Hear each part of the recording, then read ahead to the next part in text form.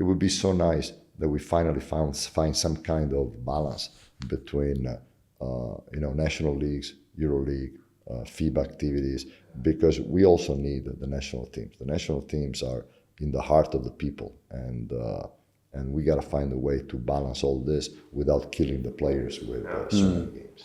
You mentioning this balance. We talked about before the podcast about your perception of this crazy schedule right now. Do you think that the schedule we're facing right now with all these games in local leagues and EuroLeagues is hurting the game itself? It's hurting the players, first of all. I mean, the level, the number of injuries is beyond imagination. Beyond imagination. All the EuroLeague teams have a roster with 15, 16, 17 players, not necessarily because of the load, but especially because the injuries will come. And if somebody goes down, it's very complicated to get players, to find players. As everybody mentioned, EuroLeague unfortunately is becoming a league of veteran players for two reasons. First of all, no availability on the market.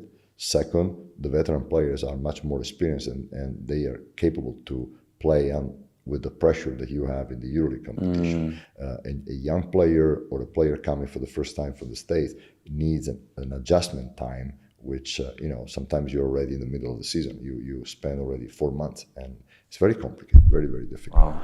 I mean, it's a circle. Sorry, it's a circle because less players of that level, less let's say ability to match the expectations, and third, because there are less players, the prices go higher.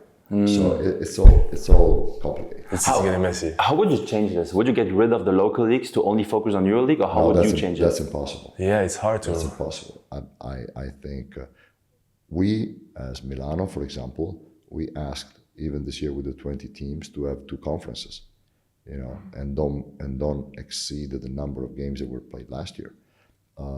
I think the local league should probably consider a maximum number of participants in order to cut 3-4 games a year. So everybody should sacrifice a little bit. True. The problem is that everybody is trying to pursue his own interest, and it's a little difficult, very, very difficult. At the end of the day, players and coaches are those who have on their shoulders all this, because there are players who really play more than 100 games a year. And this is insane, man. When they make the comparison with the NBA, the intensity of these games all year long, starting with game 1, it's second, in my opinion, only to the NBA playoffs. I'm not talking about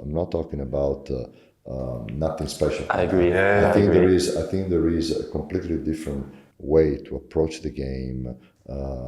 The way the game is played and lived in the United States, more like an event, more something, I would say, lighter in terms of drama and pressure. And here, every game from game 1, you see veteran players diving on the floor for a loose ball after 1 minute of the game. So that's how you play the NBA playoffs, which are probably the highest level of professional basketball in the world. Obviously with probably less talent, less let's say physicality or whatever, but we play that intensity every game. And then when they go during the windows to the national team, obviously they want to perform because they are proud to defend their country. And then there is the National Cup, and then there is the National Super Cup, and then whatever. They can't choose the games. Exactly. But it's interesting you use the word physicality, because I've seen in some of your previous interviews that for you, physicality in the game of basketball is very, very important, and which very coincides with the EuroLeague and those European leagues. Is it a factor? It's really important for you when you bring in players, like you know that they're going to play physical and they can handle all the heat, let's say.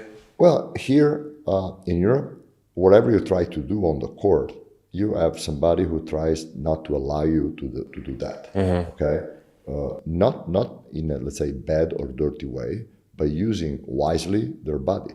Here people knows how to, use the forearm, push you off your route, how to, box out in a physical way. That's the way the game is being played here in Europe for 100 years. So if you are not used to that, it's not an easy adjustment. It's not an easy adjustment. Whether you're a young player coming from the youth programs or maybe coming from the second competition in your own country, and maybe you have the tools, but it requires, one thing is athleticism, running, jumping, whatever. One thing is physicality, which is using that athleticism through contact. Not everybody are capable, and sometimes people who are not capable, they lose the advantage of their athleticism because of this, let's say, lack of physicality, call it as you want.